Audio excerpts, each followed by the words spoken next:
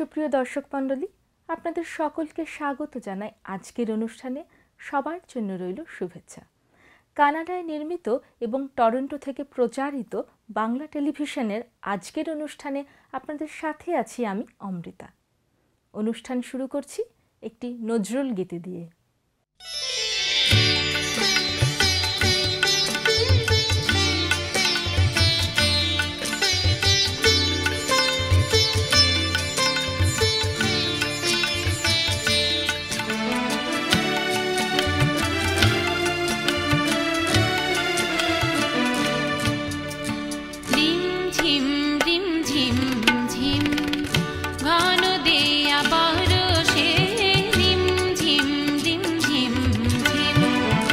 ঘন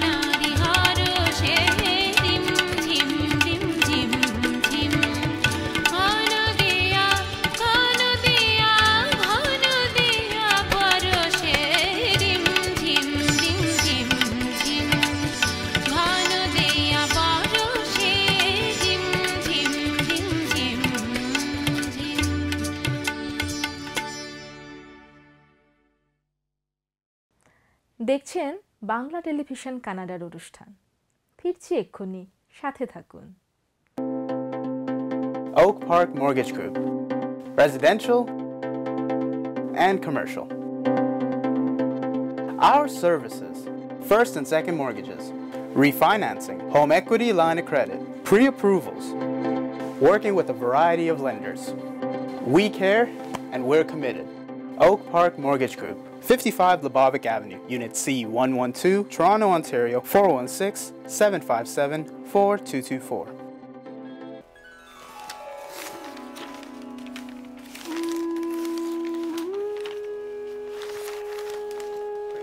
বাংলা কাগজ কানাডার টরন্টো থেকে প্রকাশিত সবথেকে পুরনো বাংলা ভাষার পত্রিকা।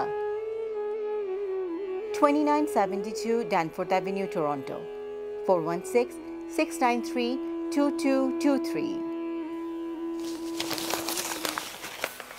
বাংলা কাগজ পড়ুন।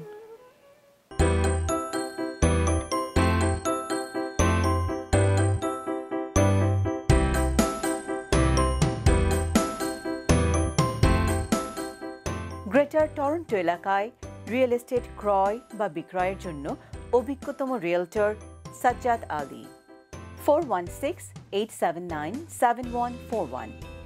আপনার সেবায়, আপনার পাশে সব সময়। দর্শক, এখন দেখবেন বিশিষ্ট নৃত্যশিল্পী ও প্রশিক্ষক বিপ্লব করের একটি বিশেষ সাক্ষাৎকার। সাক্ষাৎকারটি নিয়েছেন মঞ্জু মানারা। দর্শক মণ্ডলী, সাক্ষাৎকার পর্বে আমাদের আজকের বিশেষ অতিথি বিশিষ্ট নৃত্যশিল্পী ও প্রশিক্ষক বিপ্লব কর। বিপ্লব কর, আপনাকে আমাদের স্টুডিওতে স্বাগত জানাই। কেমন আছেন আপনি? খুব ভালো। প্রথমে ধন্যবাদ আপনাকে এবং আমাদের বাংলা টেলিভিশনকে আমাকে আজকে আমন্ত্রণ জানানোর জন্য। আপনি শৈশব থেকেই নৃত্যশিল্প নিয়ে কাজ করছেন। নিজে বাংলাদেশে এবং ভারতে প্রশিক্ষণ নিয়েছেন। বর্তমানে একজন নৃত্যশিল্পী এবং প্রশিক্ষক হিসাবে আপনার সাফল্য প্রশ্নাতীত। তো আপনার কাছে জানতে চাই, এই যে পথ চলা, এটা কিভাবে শুরু হয়েছিল? আসলে আমার শুরু হয় নাচটা অনেক পরে বলা যায়। আমাদের পরিবারে আমার দিদিরা গান করতেন।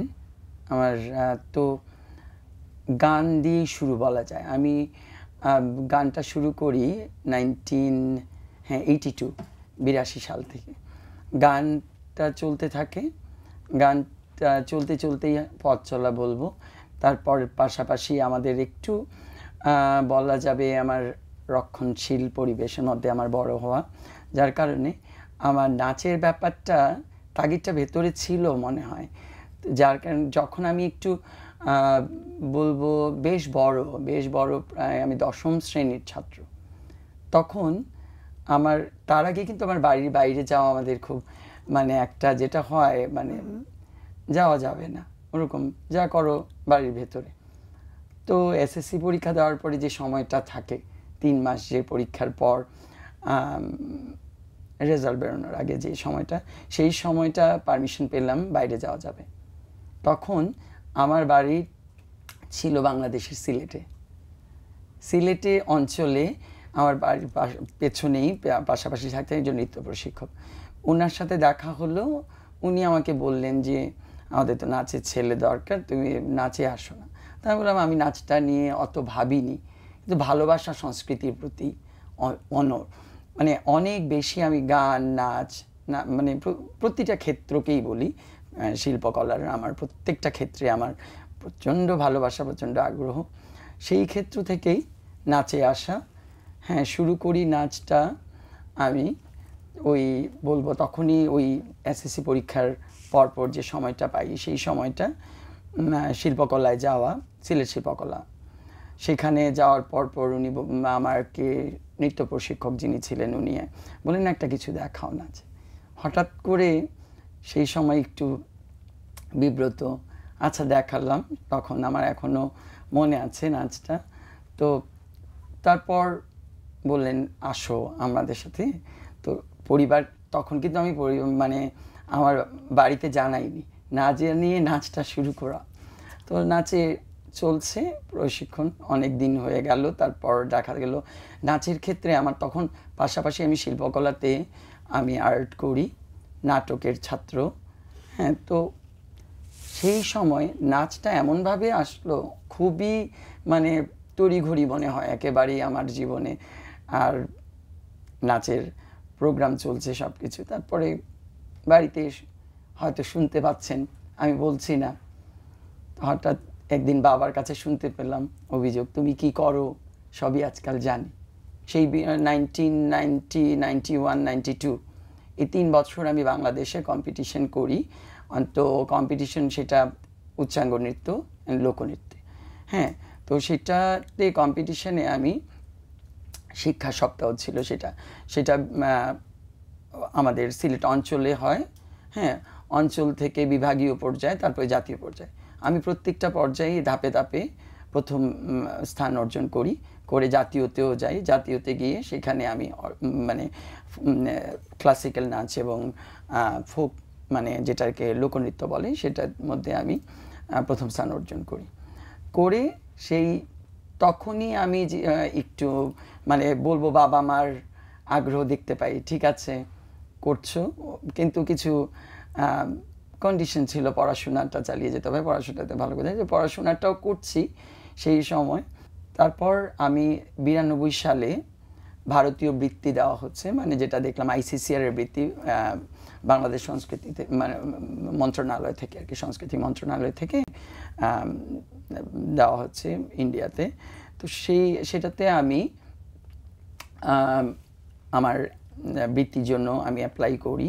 সেই অ্যাপ্লাই করার পর ওই সময়টা বাবা মার নিষেধ আসে, হ্যাঁ দিল্লিতে চলে যাবে একবার নাচ করতে।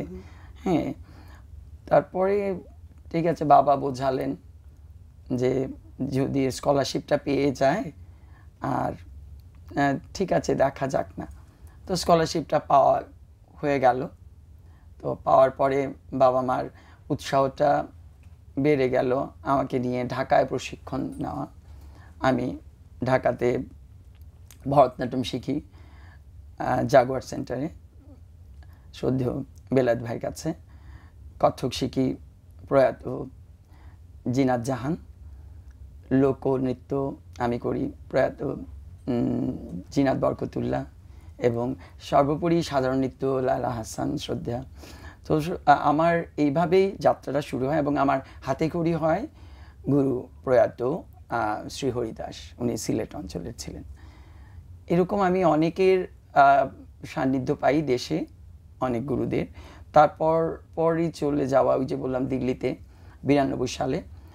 তো 92 সালে ওখানে যাওয়ার পরে দিল্লিতেই আমার প্রথম কি বলবো, আমার প্রথম চাওয়াটাই ছিল দিল্লিতে যেন আমার হয়, কারণ ওখানে কত্থক নাচে যিনি আমি বলবো মহারাজ, যাদের পরম্পরা পণ্ডিত বিরজু মহারাজজি আছেন, একমাত্র উনার কাছেই কত্থক যদি শিখতে হয়, উনার সান্নিধ্য পাওয়া বা উনার আশীর্বাদ নেওয়া আমার খুব একটা চাওয়া ছিল। দর্শক মণ্ডলী, আসছে 1 নভেম্বর টরন্টো ফেয়ারভিউ লাইব্রেরি থিয়েটার হলে অনুষ্ঠিতব্য আমাদের মঞ্চ আয়োজনে বিপ্লব করের পরিবেশনা থাকছে। সেই আয়োজনে আপনারা সবাই আমন্ত্রিত। আরও জানতে যোগাযোগ করুন সজীব চৌধুরী 6475454747। দেখছেন বাংলা টেলিভিশন কানাডার অনুষ্ঠান। ফিরছি এক্ষুনি, সাথে থাকুন।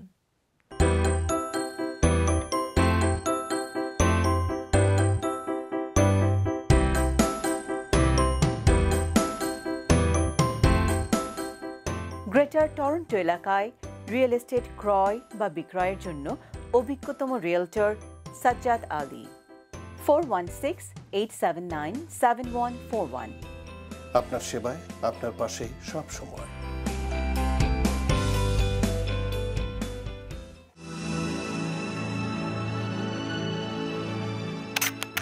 পল্টু কুমার শিকদার, টরন্টোতে বাংলাভাষী Canadian barrister. Immigration, criminal law, real estate সহ যে কোনো বিষয়ে আইনগত পরামর্শের জন্য নির্ভরযোগ্য ও বিশ্বস্ত। 416 7402957.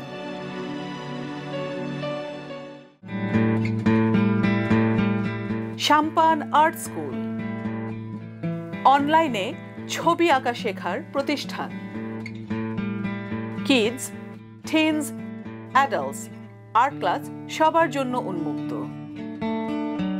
যোগাযোগ নুরুন্নাহার শুক্তি 647-706-7430। Sampan art school. একজন নাচের শিক্ষক হিসেবে কানাডায় আপনার অভিজ্ঞতা কেমন, এটা আমাদের দর্শকদের যদি একটু বলেন। বিশেষ করে এই দেশে বড় হওয়া নৃত্য শিক্ষার্থীরা ভারতীয় নৃত্যকলা সম্পর্কে কীরকম দৃষ্টিকোণ থেকে দেখে? খুবই সুন্দর প্রশ্ন দুটো। আমার মনে হয় একজন নৃত্য প্রশিক্ষক হিসাবে আমাদের দেশের নৃত্য প্রশিক্ষক বা দেশের গুরু টিচারদের যে গুরু শব্দটা, ওই শব্দটা এখানে মনে একেবারেই প্রযোজ্য নয়। কারণ এখানে আমি নিজে একজন বাবা, নিজে একজন প্রশিক্ষক, সর্বক্ষেত্রে বলবো। কারণ এখানকার বাচ্চারা স্কুলের টিচারদের বন্ধু মনে করছে, আর বন্ধু মনে করছে। আবার আমাদের ক্ষেত্রে ব্যাপারটা হয়ে যাচ্ছে, আমরা বন্ধু ঠিক আছে হতে পারি, বন্ধু কেন হব না? আমি তো একজন বাবা, বাবা ও সন্তানের সাথে বন্ধু হতে পারে, কিন্তু বন্ধুত্ব করতে গেলে তারা মাত্রাটা বুঝতে পারছে না যে কোন সময় বন্ধুত্বটা রক্ষা করা যায়, কতটা রক্ষা করব। ওরা কিন্তু এদেশের বাচ্চারা ওই মাত্রার বাইরে চলে যাচ্ছে, বা সেটা মনে হয় এদেশের জন্য না, আমাদের দেশের ক্ষেত্রেও। যার কারণে আমাদের দেশের বাচ্চাদের আমরা শিক্ষকরা শিক্ষাদান করছি, তখন স্টুডেন্টদের কাছে একটু শক্ত মনে হতে পারে, কিন্তু ওই স্টুডেন্টরাই একসময় ওদেরকে মনে হচ্ছে শক্ত, কিন্তু একসময় যখন ওরা বড় হয়ে যাচ্ছে তখন মনে করে এটাই ঠিক ছিল। কিন্তু এখানকার বাচ্চারা ওরকম নয়। আমরা অনেক সময় আমাদের কানে খুব বাঁধিয়ে ওদের কথাবার্তাগুলো, সেটা এখানকার রীতিনীতি হতে পারে, কিন্তু আমার মনে হয় সর্বক্ষেত্রেই এখানকার যারা টিচাররাও আছেন, তারা যখন বাবা মা, তারা যখন সন্ততি পেয়েছেন এবং উনাদের ব্যক্তিগত জীবনে যাওয়ার পরেও উনারা যখন নিজের সন্তানকে নিজের শিক্ষা দিতে চান, ওই মূল্যবোধটাও কিন্তু দেন। আমার মনে হয় সেই ক্ষেত্রে উনারা স্কুলেরকে একটু আলাদা করে রাখছেন, বাড়িতে একটু অন্যরকম রাখছেন। সেটা মনে হয় সর্বক্ষেত্রে, কারণ বাবা মা তো বাবা মাই। এমনটা প্রায়শই দেখা যায় যে অভিভাবকরা ভীষণ আগ্রহ নিয়ে তাদের বাচ্চাদের নাচের স্কুলে ভর্তি করাচ্ছেন, অতঃপর দেখা যায় যে 1 বছর 2 বছর যখন যায় তখন আগ্রহ কমতে থাকে। এর কারণটা কি? আর বিশেষ করে বলবো একজন শিক্ষক হিসাবে আপনার কি মতামত? একটা কথা হচ্ছে গিয়ে, প্রথম কথা যেটা আমি বলবো, আমার নিজেকে দিয়ে আমি যেটা পরীক্ষিত আমার মনে হয়, এবং আমার সন্তানদের দিয়ে। যেমন আমি নৃত্য শিল্পী, আমি নৃত্য প্রশিক্ষক, আবার আমি একজন বাবা। তো আমার প্রতিটা সন্তানের কি নাচ শেখার আগ্রহ আছে? কিন্তু ওরা করছে, ওদের করাচ্ছি। হ্যাঁ, তো সেটা কি আমি জোর করছি? না, ওদের দুর্ভাগ্য বলবো না সৌভাগ্য বলবো যে আমার সন্তান। সেরকম অনেক ছাত্রছাত্রী আছে যাদের ব্যাপারটা হবে বাবা মারা, সেটা সব জায়গাতেই দেশেও, যে ওকে বাবা মার সুপ্ত বাসনাটা বাচ্চার উপরে চাপিয়ে দেওয়া হচ্ছে যে নাচ শিখতে হবে, গান শিখতে হবে, এটা একটা ব্যাপার আছে। তো ওই বাচ্চা হয়তো করতে চাচ্ছে না, আবার হচ্ছে গিয়ে সেইখানে করছে, আমাদের কাছে আসছে, বাইরে গিয়ে সম্পূর্ণ আলাদা পরিবেশ। স্কুলে একটা বিশালভাবে ওদেরকে ব্রেইন ওয়াশ করা হচ্ছে। হ্যাঁ, তো সেই ক্ষেত্র থেকে আমি বলবো তাদের কিছুদিন পরে সেই অরুচি চলে আসে, আর সেটার অপারগতা আমি বলবো সেটা ওই যে আমাদেরও আছে কিছুটা। আমরা হয়তো হ্যাঁ, আমরা ওদেরকে হয়তো যে জিনিসটা আমি বললাম, আমি ভাঙছি নিজেকে, আমি বন্ধু হতে চাচ্ছি ওদেরকে। দর্শক মণ্ডলী, আসছে 1 নভেম্বর টরন্টো ফেয়ারভিউ লাইব্রেরি থিয়েটার হলে অনুষ্ঠিতব্য আমাদের মঞ্চ আয়োজনে বিপ্লব করের পরিবেশনা থাকছে। সেই আয়োজনে আপনারা সবাই আমন্ত্রিত। আরও জানতে যোগাযোগ করুন সজীব চৌধুরী 647-545-4747। দেখছেন বাংলা টেলিভিশন কানাডার অনুষ্ঠান। ফিরছি এক্ষুনি, সাথে থাকুন। Millennial Mortgage Experts. Commercial, residential, construction loan, agriculture, and land financing. We are hiring new agents. Millennial Mortgage Experts, 2855 Markham Road, Suite 401, Toronto, 416-287-3568, mmex.ca.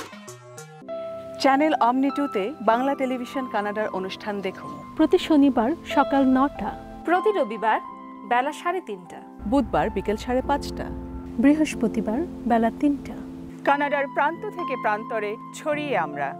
British কলম্বিয়ার দর্শকেরা দেখুন প্রতি বুধবার সকাল 10টা, আলবার্টা, সাসকাচুয়ান ও ম্যানিটোবার দর্শকেরা দেখুন প্রতি রবিবার সকাল 9:30। প্রসারিত দিগন্তে বাংলা টেলিভিশন কানাডা।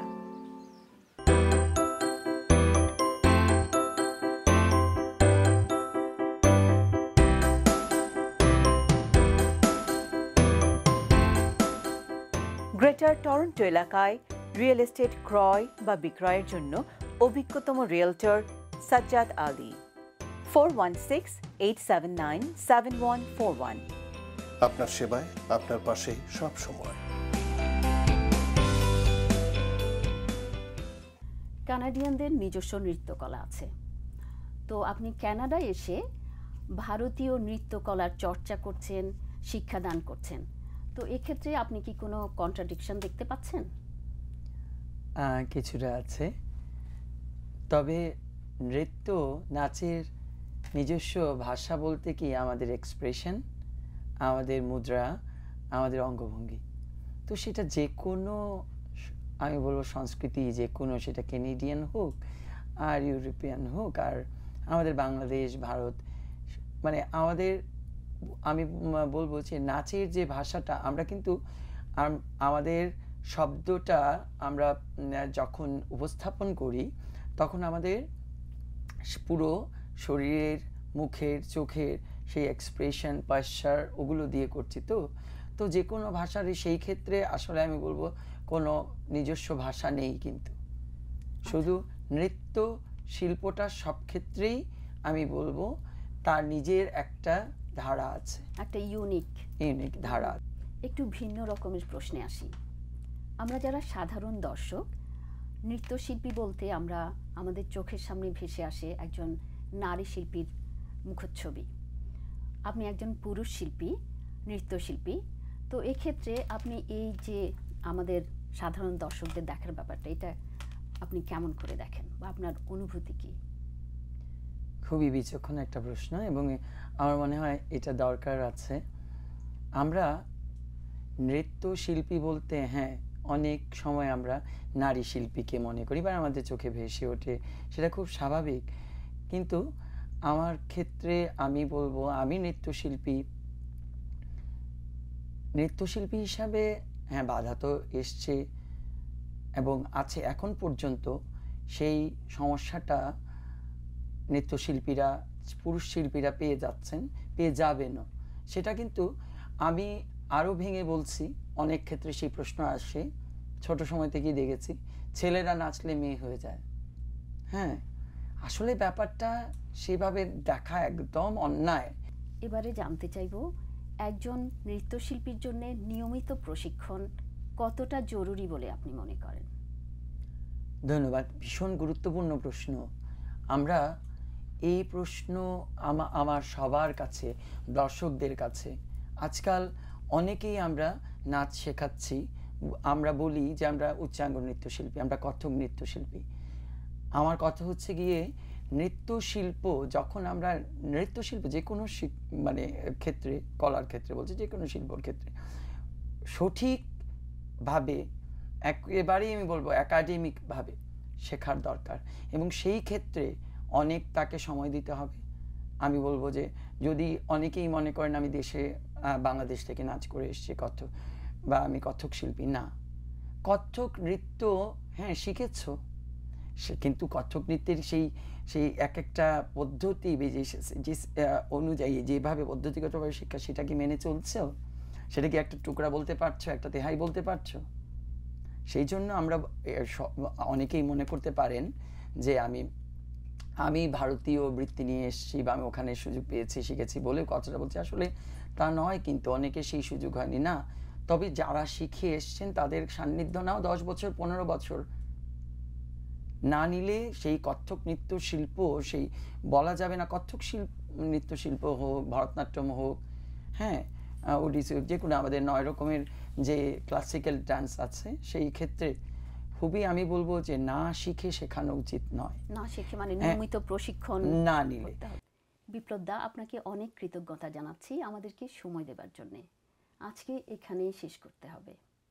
ধন্যবাদ আপনাকে, ধন্যবাদ Bangla 24 Canada, Bangla television Canada, ধন্যবাদ আমাদের দর্শককে এতক্ষণ আমাদের সঙ্গে থাকার জন্য, ধন্যবাদ সকলকে। দর্শক, এই ছিল আমাদের আজকের আয়োজন। আপনাদের সকলকে ধন্যবাদ আমাদের সাথে থাকার জন্য। পরবর্তী অনুষ্ঠান আসছে শনিবার এই একই সময় একই চ্যানেলে। দেখার আমন্ত্রণ রইল। সে পর্যন্ত আপনারা সবাই ভালো থাকুন, সুস্থ থাকুন আর বাঙালির সাথে বাংলা বলুন।